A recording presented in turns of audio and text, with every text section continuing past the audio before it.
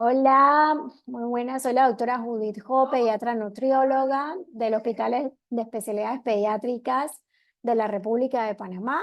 Dirijo el Comité de Soporte Nutricional del Hospital de Especialidades Pediátricas en Panamá, que es un hospital de tercer nivel. Muy agradecida por la invitación para compartir con ustedes en este curso. Y vamos a hablar de un tema que realmente en los últimos años ha tenido muchas modificaciones en cuanto a diagnóstico, en cuanto a tratamiento, abordaje, y es lo que quiero compartir con ustedes hoy. El manejo nutricional y farmacológico de la obesidad infantil.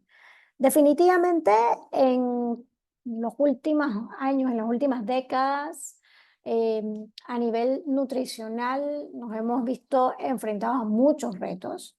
Tenemos muchos problemas de malnutrición a nivel global en donde todavía no hemos logrado superar, como la deficiencia de micronutrientes, la anemia, la deficiencia de yodo, la deficiencia de vitamina A.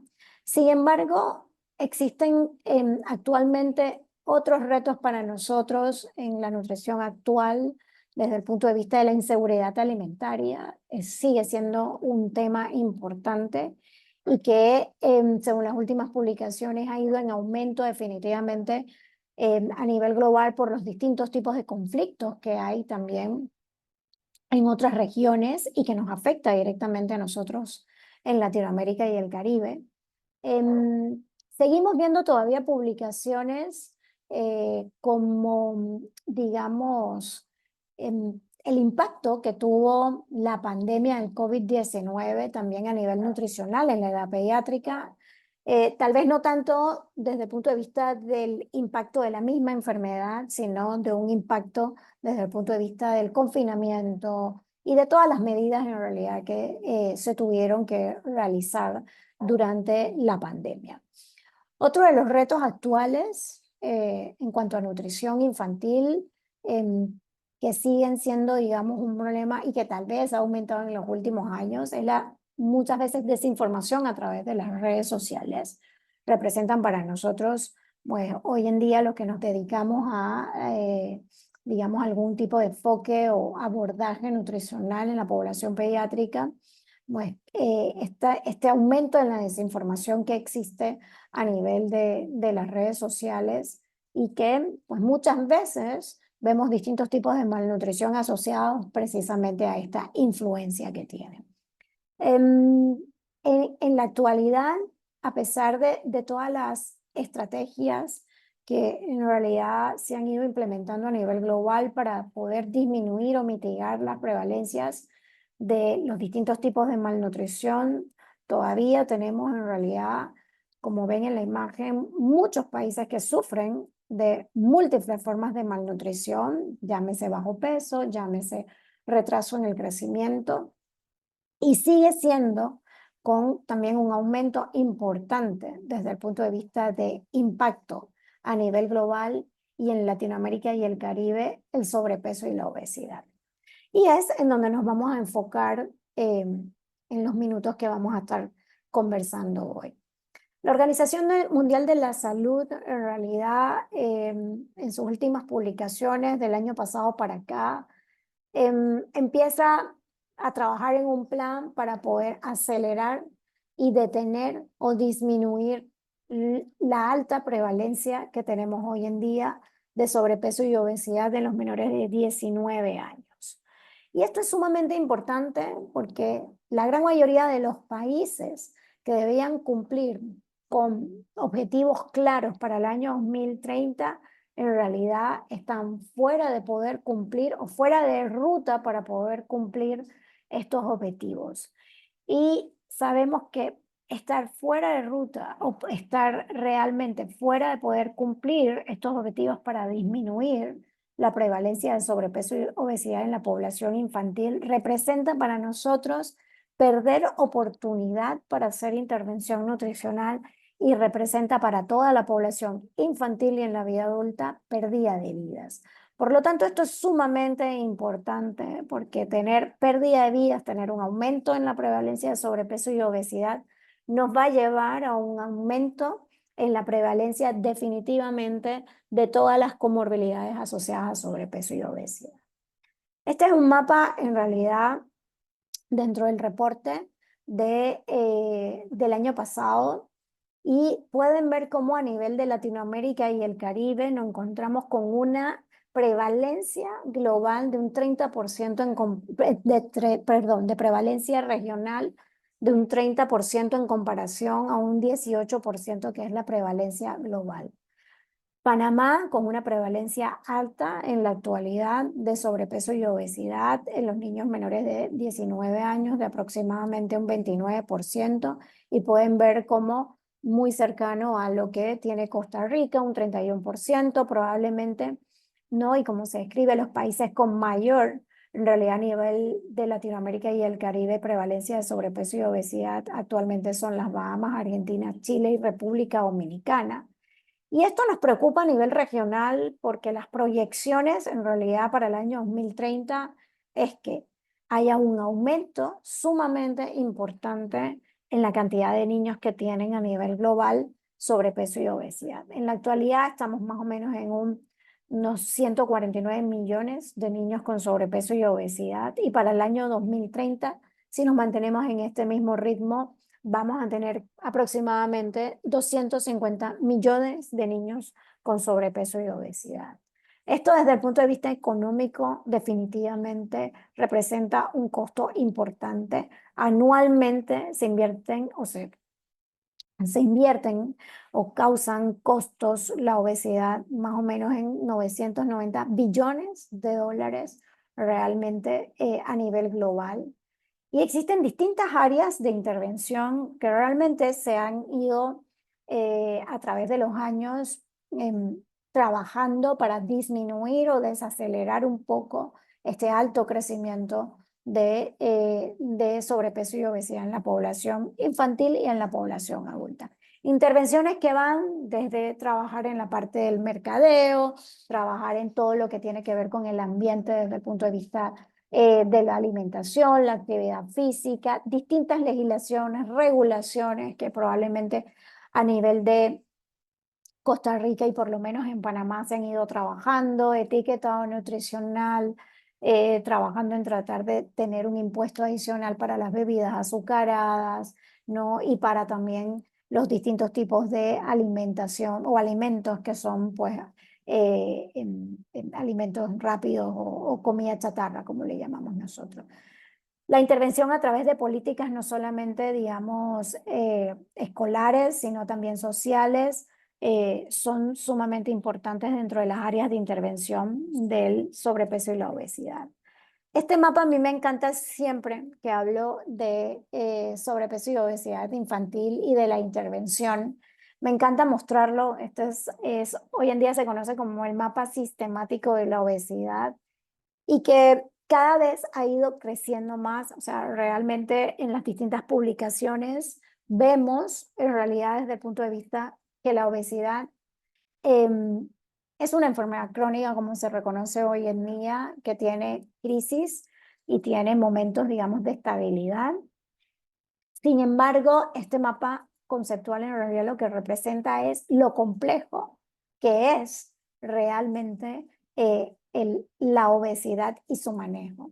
porque interfiere en múltiples áreas, como pueden ver. O sea, no solamente el aspecto médico tiene que ver, digamos, dentro de su patogénesis, sino que esto todo interactúa entre sí con múltiples, digamos, factores.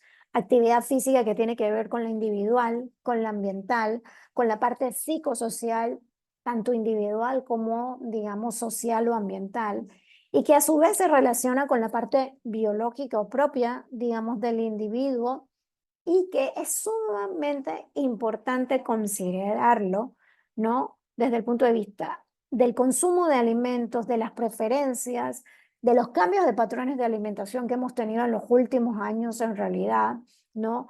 Con el acceso, ¿no? Desde el punto de vista del tipo de alimento que tienen nuestros pacientes, que tiene, digamos, nuestra población, y obviamente con la producción de alimentos. O sea, si tenemos un país en donde hay una baja producción, o una región en donde hay una baja producción de alimentos tal vez frescos y saludables y alimentos mucho más industrializados, vamos a tener una población totalmente inmersa en un ambiente pues, que no va a ser favorable desde el punto de vista de salud y va a ser favorable para el sobrepeso y la obesidad. Por lo tanto, reconocer cuando vemos este mapa, más que entenderlo, que es una enfermedad crónica, que es compleja y que definitivamente representa para nosotros un reto su manejo, y por eso les mencionaba al inicio que ha cambiado muchísimo el enfoque desde el punto de vista de la intervención del sobrepeso y la obesidad infantil, porque lo reconocemos precisamente, ¿no? como una enfermedad que debe ser manejada desde el punto de vista multidisciplinario e integral. La publicación de la Academia Americana de Pediatría en el año 2022 realmente fue una publicación en donde, para los que nos dedicamos a la parte nutricional en la etapa pediátrica en niños y adolescentes, aclaraba muchas dudas y finalmente nos hace entender desde el punto de vista fisiopatológico que debemos ampliar definitivamente nuestras intervenciones, ¿no?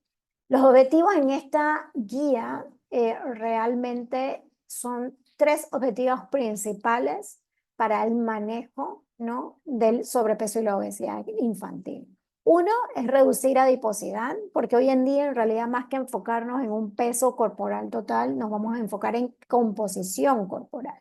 Y lo que nos preocupa a nosotros desde el punto de vista de obesidad no es que haya un exceso tal vez de masa musculoesquelética, sino que haya precisamente un aumento de la adiposidad sostenida en el tiempo, que sabemos es la que va a causar precisamente algunas otras comorbilidades. Mejorar definitivamente las complicaciones físicas y sociales psicosociales que pueda tener nuestro paciente pediátrico asociado al sobrepeso y la obesidad, porque esta intervención sabemos que va a ser base importante para poder mantener los cambios que nosotros logremos a nivel nutricional. Prevenir definitivamente el desarrollo de enfermedades crónicas es tal vez uno de los objetivos más ambiciosos en el manejo del sobrepeso y la obesidad infantil, y que nuestra población pediátrica y sus familias comprenda qué es lo que estamos tratando, digamos, de hacer con el manejo de la obesidad en etapas tempranas. Y que es definitivamente el tipo de tratamiento, la intensidad del tratamiento tiene que ser individualizada y tiene que considerarse, ¿no? dependiendo del grado de obesidad que tenga nuestro paciente. Esta publicación de la Organización Mundial de la Salud del año pasado para prevención y manejo de obesidad me encanta, porque establece y refuerza lo que hemos aprendido también en los últimos años desde el punto de vista de la prevención como el mejor camino y el más exitoso para el manejo de la obesidad infantil. Estas intervenciones pueden ser en todas, digamos, los niveles de prevención. O sea, a nivel primario, definitivamente para la población general, nosotros debemos siempre tratar de identificar un paciente que pudiera tener en ese sentido algún riesgo y hacer recomendaciones, digamos, generales para poder o disminuir o prevenir que haya una progresión a, digamos, a un grupo de riesgo. La prevención secundaria se basa precisamente en eso, en poder identificar cuando tenemos un paciente que está en riesgo de sobrepeso y obesidad y podamos nosotros entonces evitar que este paciente llegue a establecer, digamos, un diagnóstico de sobrepeso y obesidad como tal, en donde ya nos tocaría hacer un tipo de intervención, digamos, nutricional, más bien de prevención terciaria, y ahí uno de los objetivos principales es tratar de prevenir las enfermedades crónicas no transmisibles. En los últimos años ha cambiado un poco pues, la intervención nutricional. Antes conversábamos mucho de cambio de hábitos de estilo de vida en los niños con obesidad. Hoy en día el enfoque en todas las guías, en realidad, desde el punto de vista americanas, europeas y las guías latinoamericanas del manejo de sobrepeso y obesidad infantil, hablan de una intervención de multicomponentes de estilo de vida en niños con obesidad, basado principalmente en intervenciones motivacionales. Y esto es sumamente importante porque involucra la parte psicosocial que, como vieron anteriormente en el mapa de obesidad, tiene un impacto sumamente importante y se correlaciona con todas las otras áreas en su patogénesis. Por lo tanto, la consejería de comportamiento y la intervención familiar es sumamente importante incluirla dentro de las intervenciones que se hagan para los cambios de estilo de vida de niños, que va a involucrar todo un equipo multidisciplinario y que va a involucrar una intervención nutricional definitivamente. Y ahora vamos a hablar de lo que hoy en día hay de evidencia de esa intervención nutricional asociado entonces a actividad física. La evaluación nutricional dentro de las recomendaciones para el paciente realmente con sobrepeso y obesidad tiene los mismos componentes que tiene cualquiera de las otras evaluaciones nutricionales en realidad en base a poder hacer un diagnóstico. Sin embargo, hay aspectos sumamente claros o importantes que nos ayudan en el paciente con sobrepeso y obesidad a hacer un diagnóstico o hacer un abordaje más preciso.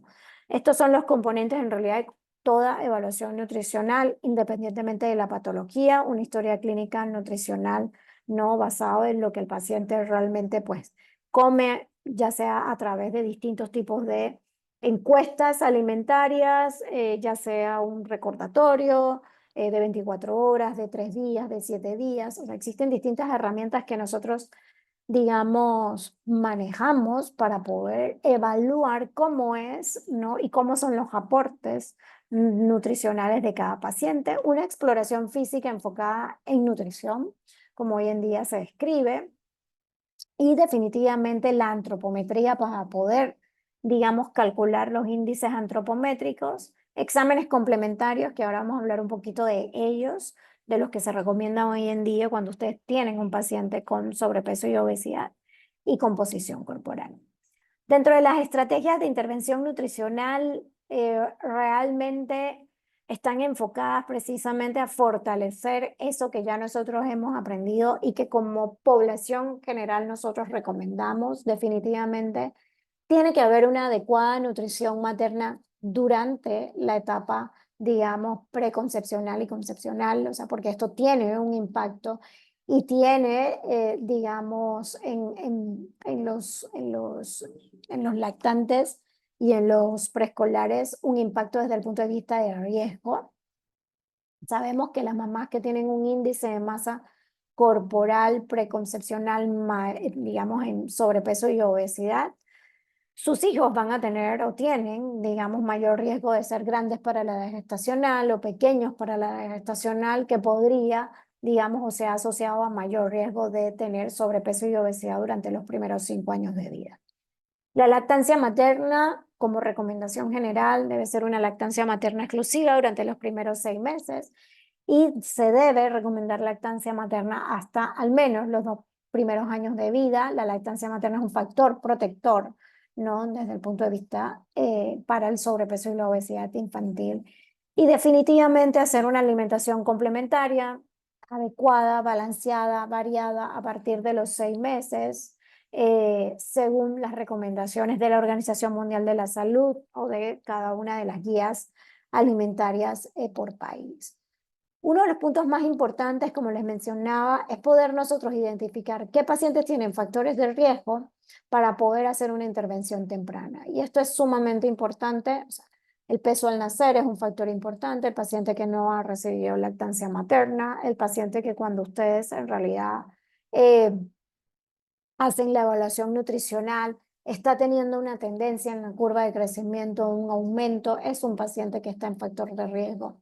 El tipo de alimentación también, nos encontramos con lactantes o niños pequeños en donde tienen alguna dificultad para la alimentación y los papás le dicen, es que solamente quiere galletas, solamente quiere cosas dulces, solamente quiere helado, jugos y no quiere comerse pues la comida que nosotros le brindamos en casa. Este es un paciente que sabemos no tiene un factor de riesgo por el tipo de alimentación que tiene y a pesar de que no tiene una alimentación tal vez variada, ¿no? Tiene una alimentación alta en azúcares simples, alta en grasas saturadas y esto lo va a llevar a estar malnutrido, pero también con sobrepeso y obesidad.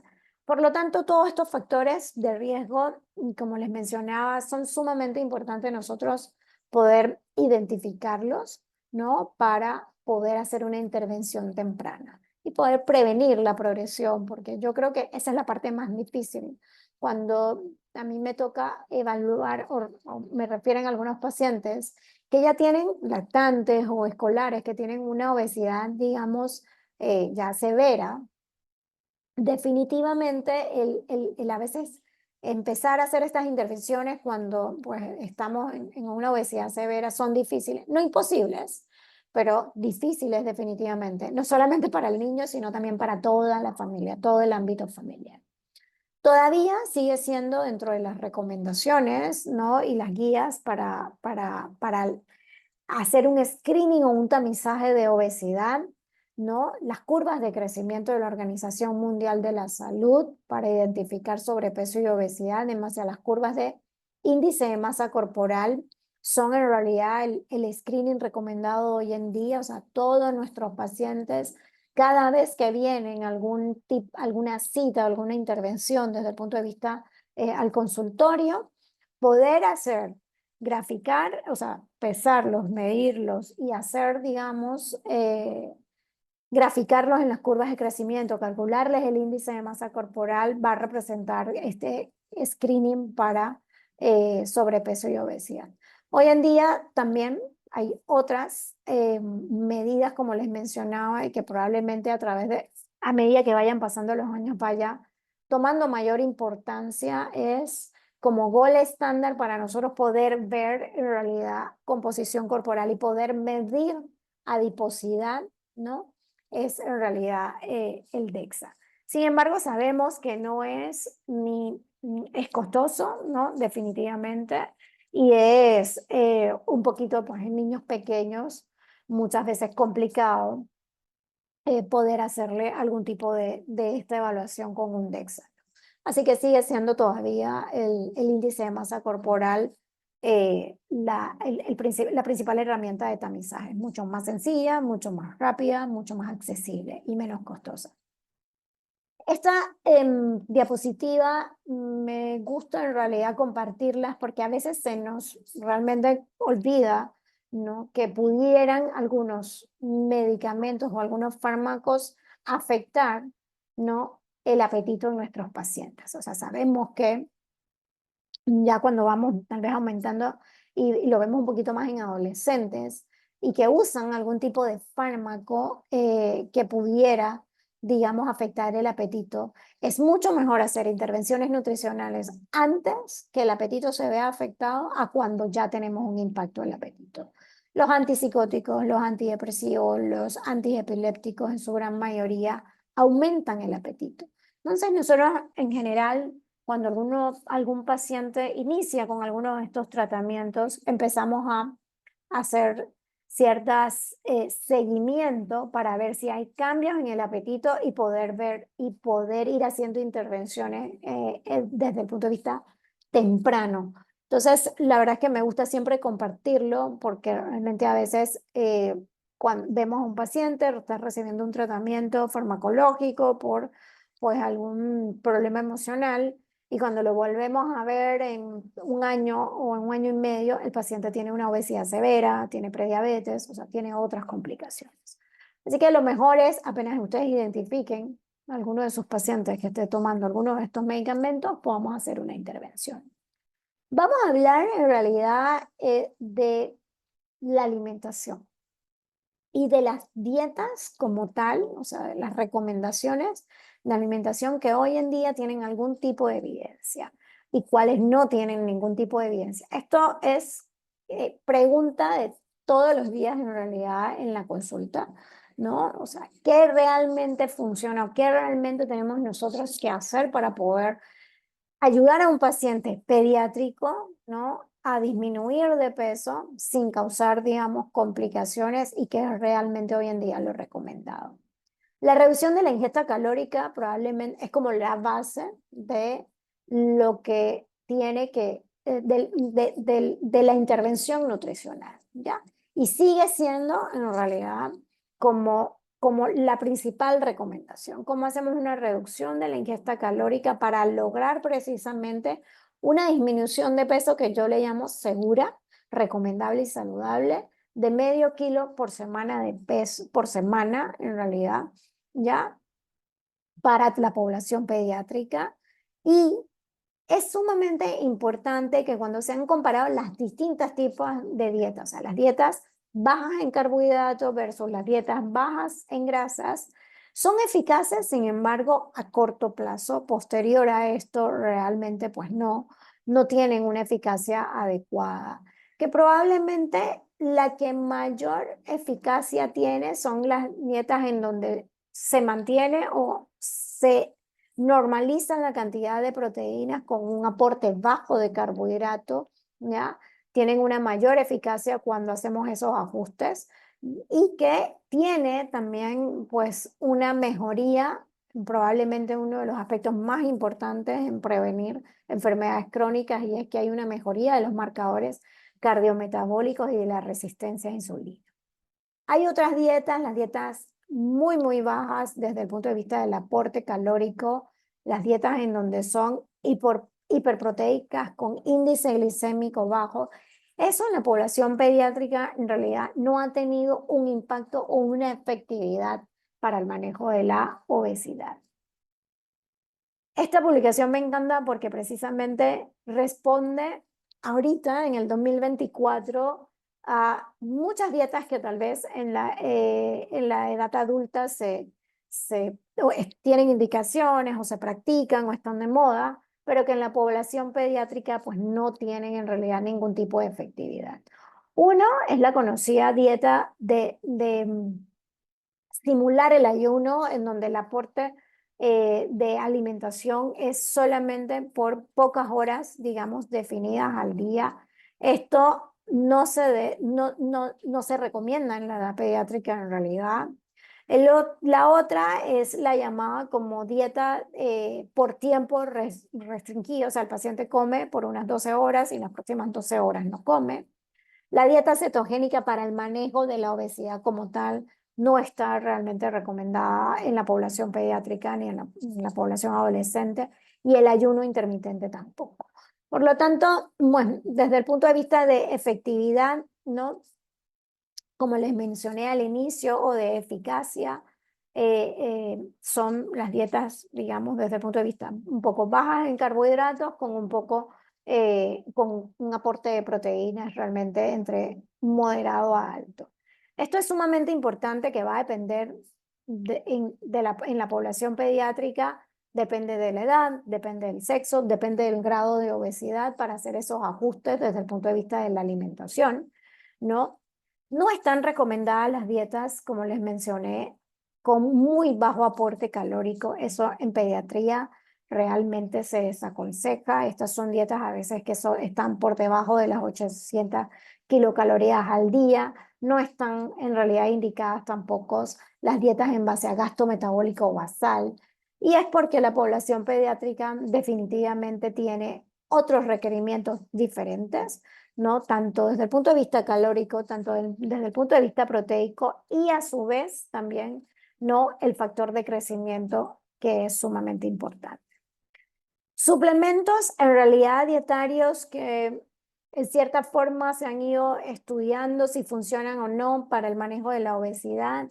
Les menciono algunos, sin embargo, ninguno tiene una evidencia robusta para recomendarse en todos los pacientes que tengan sobrepeso y obesidad, como lo son omega 3, vitamina D, prebióticos, algunos probióticos como el que ven ahí, Lactobacillus bifidobacterium, también se han intentado desde el punto de vista del manejo de obesidad, porque también se describe que hay una disbiosis intestinal, una flora, digamos, desde el punto de vista de una microbiota intestinal que está desequilibrada secundaria a la obesidad y tal vez uno manipulando, mejorando esta disbiosis, este desequilibrio a nivel de la microflora intestinal, podríamos entonces mejorar también el sobrepeso y la obesidad.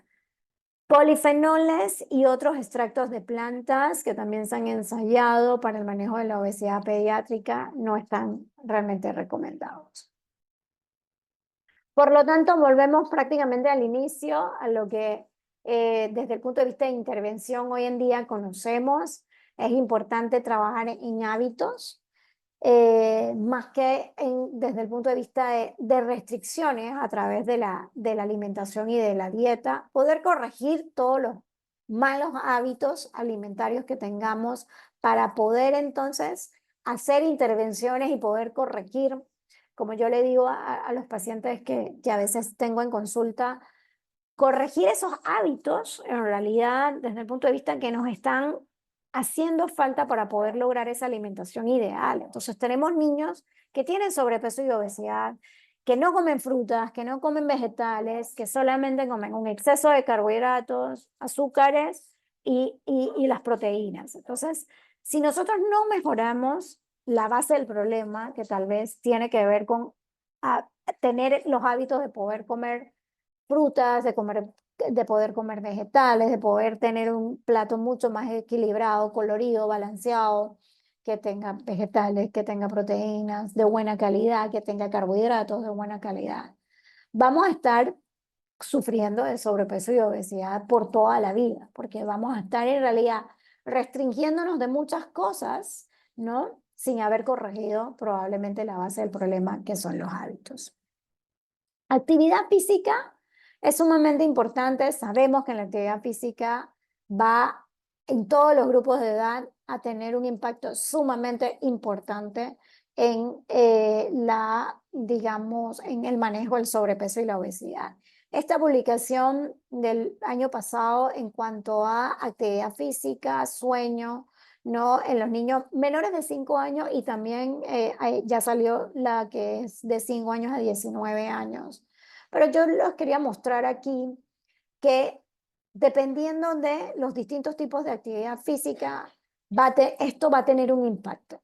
A veces siempre preguntamos, bueno, ¿es la actividad física aeróbica? ¿Es la actividad física de resistencia, de fuerza, asociado a, digamos, cambios en la alimentación, que como van a ver, en tiempo fueron 3 meses aproximadamente, de 3 a 6 meses, o sea, tiempos que no son tan prolongados y tienen un impacto a nivel de marcadores cardiometabólicos, a nivel de índice de masa corporal, a nivel de peso corporal, resistencia a la insulina, y eso es lo que nosotros queremos realmente lograr. Por lo tanto, esta combinación de actividad física, ¿no? Desde el punto de vista siempre algo aeróbico y dependiendo de la edad pudiéramos sumar algo de actividad física, digamos, de resistencia. Llegamos, como les mencionaba, tal vez al punto inicial de hace muchos años, de hace muchas décadas, la combinación perfecta, como pueden ver, es dieta más ejercicio. Yo tengo muchos pacientes que se enfocan solamente en la parte de la alimentación o solamente en la parte de la actividad física, perdón. Y no tenemos realmente o no logramos el impacto que queremos. Y si ustedes pueden ver en la tabla anterior que yo les presenté, o sea, las mejores combinaciones tienen que ver cuando hay actividad física junto con la alimentación. Eso es lo que nos va a lograr, que tengamos un impacto a corto y a largo plazo. Porque yo creo que dentro de los objetivos principales eh, está precisamente eso, que esa intervención que nosotros hagamos en este momento tenga un impacto a largo plazo. Bajar de peso para que en los próximos 3 meses el paciente vuelva a subir realmente no es lo que nosotros buscamos. En realidad lo que buscamos es que el paciente baje de peso y logre mantenerse en el tiempo. Y yo creo que eso es lo que tal vez nos ha costado más desde el punto de vista del manejo de la obesidad. Y es por eso que en estas publicaciones precisamente de la Academia Americana de Pediatría del año pasado, por primera vez en la historia, y les traigo en realidad esta noticia de esta cadena de televisión en los Estados Unidos, y es que por primera vez, en realidad, una guía desde el punto de vista para el manejo de la Academia Americana de Pediatría de obesidad de los niños en los últimos 15 años tiene incluido la parte farmacológica y la parte quirúrgica. Y ahí entonces vamos a hablar de lo que hoy en día conocemos como los fármacos antiobesidad y cuál es el estatus actual, no en sus indicaciones en la población pediátrica como tal. Dentro de los más conocidos o más antiguos, ¿no?, para el tratamiento de la obesidad en los adolescentes es el Orlistat. Actualmente está aprobado por la FDA desde el año 2003 para su uso en pacientes después de los 12 años. Tiene un mecanismo de acción que es producir principalmente una malabsorción de grasas y probablemente ese es uno de los principales efectos adversos y por lo cual la continuidad en el uso de este medicamento pues no ha sido tan efectiva. La dosis recomendada es de 120 miligramos 3 veces al día. Sin embargo, pues como pueden ver, los principales efectos adversos es la esteatorrea y en general el paciente por eso abandona el tratamiento.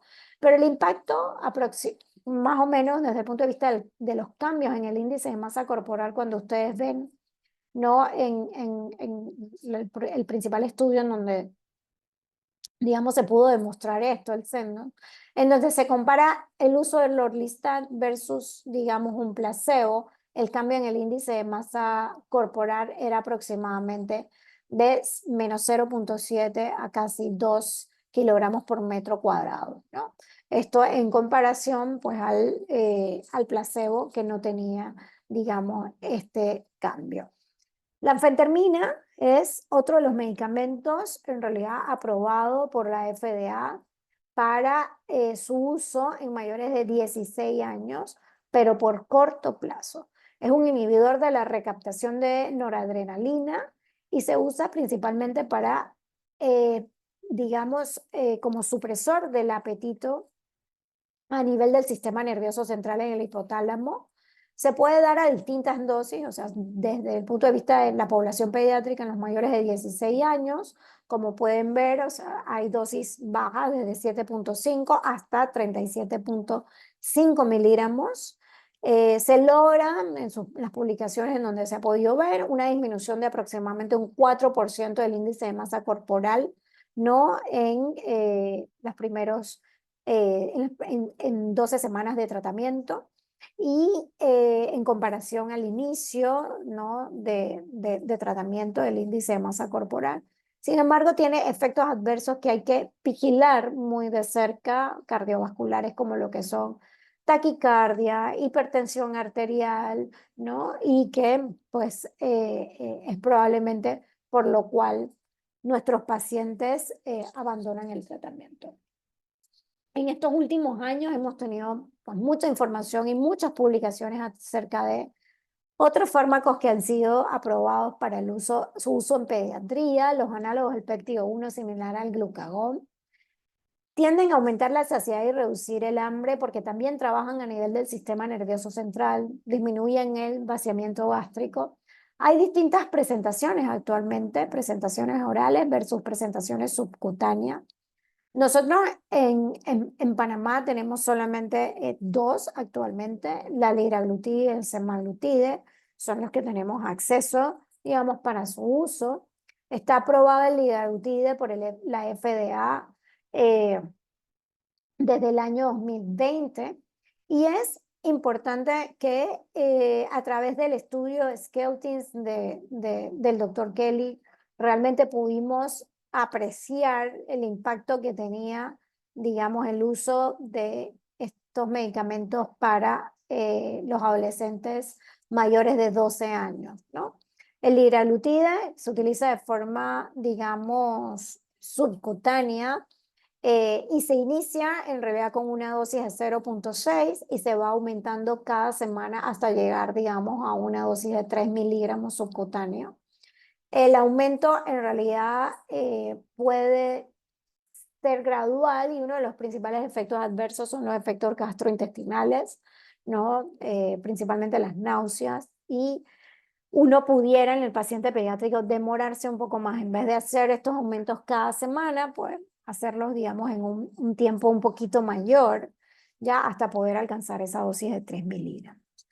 El estudio LIPS, que fue pues posterior al estudio SCALE, en donde se aprobó el liraglutide para el paciente con, digamos, obesidad, se publicó en el año 2022 y pues aquí eran pacientes con diabetes tipo 2, arriba de los 10 años, y por lo tanto el liraglutide está aprobado entonces para pacientes con diabetes tipo 2, adolescentes mayores de 10 años, con obesidad y con diabetes tipo 2, digamos a una dosis de 1,8 miligramos cada día. Y esto pudiera usarse solo o en combinación con metformina o sin insulina, digamos, basal.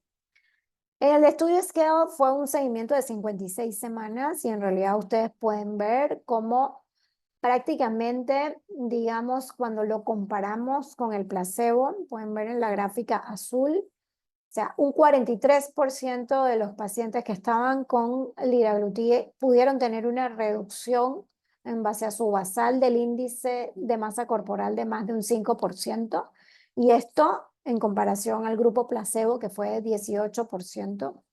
Cuando vemos una reducción mayor, ¿no? Al 10% del índice de masa corporal inicial, el grupo de liraglutide tuvo un 26% pudieron lograr esta reducción de más de un 10% en comparación, digamos, al grupo placebo que solamente lo pudo hacer en un 8%. Actualmente aprobados por la FDA, tenemos otros medicamentos también para su uso en adolescentes. Está la fentermina y el topiramato, recientemente aprobado por la FDA en el año 2022. Se toma una vez al día, está indicado para pacientes con obesidad mayores de 12 años, ¿no? Se han intentado, digamos, comparar distintas dosis, ¿no? De fentermina baja versus fentermina alta y pueden ver, o sea, a dosis mayores tenemos una mayor reducción del índice de masa corporal de un 10% en comparación a utilizar dosis bajas, ¿no? De una reducción del índice de masa corporal de más o menos 8% y en comparación a placebo, ¿no? Que fue 0,2%. Probablemente el más reciente aprobado es el semaglutide, ¿no? En enero del 2023. Es de uso subcutáneo una vez a la semana a una dosis de 2,4 miligramos. Está aprobado para adolescentes mayores de 12 años y logramos una reducción del índice de masa corporal de más del 5%. Ya en los pacientes que utilizan semaglutide, un 73% de ellos versus un 18% en el grupo placebo. Por lo tanto, pues tenemos, ¿no? Desde el punto de vista, varias herramientas o varios tratamientos farmacológicos aprobados hoy en día para los pacientes con obesidad que no han respondido realmente al manejo por más de 6 meses de las intervenciones de los multicomponentes de los cambios del estilo de vida, pudieran ser candidatos entonces o tienen indicado el uso de tratamiento farmacológico. Hay otros medicamentos en realidad que dentro de los fármacos utilizados para sobrepeso y obesidad se usan de forma, digamos, off-label, como le llamamos nosotros, como lo que es la metformina, en donde se logra más o menos una reducción de un 4%, topiramato de un 3%, y otros medicamentos también utilizados dependiendo del tipo de obesidad. En la obesidad monogénica por, digamos, mutación del receptor 4 de melanocortina, tenemos el setmelanotide para estos pacientes, el otrotio en pacientes con obesidad hipotalámica, obesidad monogénica por una mutación del receptor de leptina, no leptina recombinante, en Prader-Willi, en estos pacientes, pues, se pudiera utilizar hormona de crecimiento para poder trabajar, digamos, la parte del sobrepeso y la obesidad. Por lo tanto, bueno, distintas herramientas desde ese aspecto para la parte de la intervención farmacológica.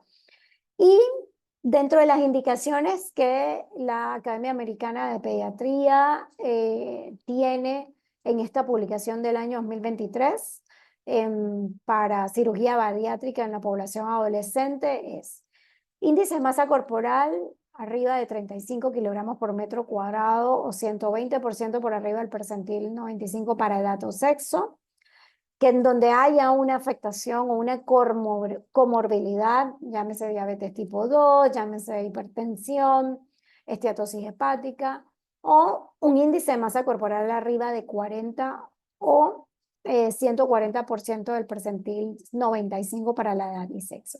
Estas serían las dos indicaciones en realidad para cirugía pediátrica, para cirugía bariátrica en la población pediátrica, según la Academia Americana de Pediatría y, digamos, su última publicación. A modo de conclusión, y me despido en realidad con 3 mensajes sumamente importantes. Definitivamente estamos ante un aumento inminente de la prevalencia de la obesidad global y de sus comorbilidades, que probablemente es para nosotros uno de los aspectos más importantes y más preocupantes. Que el éxito del tratamiento de la obesidad en niños y adolescentes, estoy totalmente convencida, es un reto para todos nosotros los que nos dedicamos al manejo e intervención de sobrepeso y obesidad infantil, porque es complejo, como se los mencioné en el mapa de obesidad. Es sumamente complejo poder controlar todos los factores desde el punto de vista psicosociales, ambientales, familiares, de seguridad alimentaria, de producción de alimentos, de acceso a alimentos, ¿no? Actividad física. Entonces, es un reto que tenemos nosotros, ¿no? Como especialistas en la parte de sobrepeso y obesidad, y que definitivamente la base, y esto es independientemente de los escalones en el algoritmo de manejo del sobrepeso y la obesidad infantil que nosotros vayamos, digamos, acogiendo a nuestro paciente, la base de todas estas intervenciones va a ser siempre la intervención temprana de multicomponente de los hábitos saludables o los hábitos de alimentación. Siempre, aunque ustedes escojan un tratamiento farmacológico para un paciente con una obesidad severa, siempre tiene que tener de base todas estas intervenciones de multicomponentes. Si no, y es lo que hemos visto en realidad a través de las publicaciones, una vez se detiene el fármaco, una vez pasa el tiempo de haber hecho una cirugía bariátrica, el paciente, si no ha corregido hábitos, si no ha realmente trabajado toda la parte psicosocial, el paciente va a recaer y va nuevamente a recuperar peso, y que esto pues definitivamente nos va a llevar a complicaciones. Muchas gracias nuevamente por la invitación. Espero haber en realidad aclarado muchas de sus dudas en cuanto al manejo actual. Muy probablemente, si volvemos a vernos y volvemos a conversar, tendremos nuevas noticias en cuanto a distintas intervenciones nutricionales, porque como les mencionaba al inicio, ha habido muchos cambios en el manejo del sobrepeso y la obesidad en niños y adolescentes en los últimos años. Así que muchas gracias a todos por su atención y saludos.